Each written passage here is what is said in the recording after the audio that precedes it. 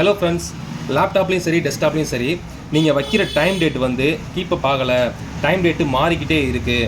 நீங்கள் ஒரு தடவை டைம் டேட் வைப்பீங்க, வச்சு இன்ஸ்டால் பண்ணி ஓகே பண்ணி கொடுத்துருவீங்க. திருப்பி ஆஃப் பண்ணி ஆன் பண்ணதுக்கப்புறம் திருப்பி டைம் டேட் மாறிடுது அப்படின்னா அதுக்கு காரணம் வந்து இந்த CMOS பேட்டரி தான். இந்த CMOS பேட்டரியில் பவர் போயிடுச்சு அப்படின்னா உங்களுக்கு டைம் டேட்டு வந்து கீப் அப் ஆகாது. ஸோ இந்த டைம் டேட் கீப் அப் ஆகணும் அப்படின்னா இந்த CMOS பேட்டரியை கண்டிப்பாக நம்ம சேஞ்ச் பண்ணி ஆகணும். லேப்டாப்புக்கும் இதே மெத்தட் தான். ஸோ நீங்கள் ஊருக்கு போகிறீங்க, வெளியே போயிட்டு வரீங்க, ஒரு 3 மாதம் சிஸ்டமே ஆன் பண்ணலை அப்படின்னா திருப்பி நீங்கள் ஆன் பண்ணும்போது சிஸ்டமில் இருக்க டைம் டேட் அதுவே கீப் அப் ஆகுது அப்படின்னா அதுக்கு காரணம் இந்த CMOS பேட்டரி தான். இந்த CMOS பேட்டரி போயிடுச்சு அப்படின்னா இன்டர்நெட்டும் எடுக்காது, நெட்வொர்க்கிங் எதுவும் கிடைக்காது உங்களுக்கு. ஸோ CMOS பேட்டரி ரொம்ப கண்டிப்பான முறையில் உங்களுக்கு முக்கியமான ஒன்று. ஸோ இந்த CMOS பேட்டரி போயிடுச்சு, இது எப்படி எடுக்கணும்னு பார்த்தீங்க, கிளிக் பண்ணிட்டீங்க.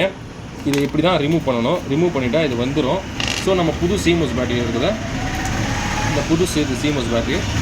இந்த CMOS பேட்டரியை நம்ம சேஞ்ச் பண்ண போகிறோம். இப்போ சேஞ்ச் பண்ணிட்டோம் அப்படின்னா டைம் டேட் வந்து இதில் கரெக்டாக கீப் அப் ஆகும். லேப்டாப்புக்கும் இதே ப்ரொசீஜர் தான். Thank you friends. இந்த வீடியோ பிடிச்சிருந்தா மறக்காமல் லைக் பண்ணுங்கள், ஷேர் பண்ணுங்கள், சப்ஸ்கிரைப் பண்ணுங்கள். தேங்க்யூ.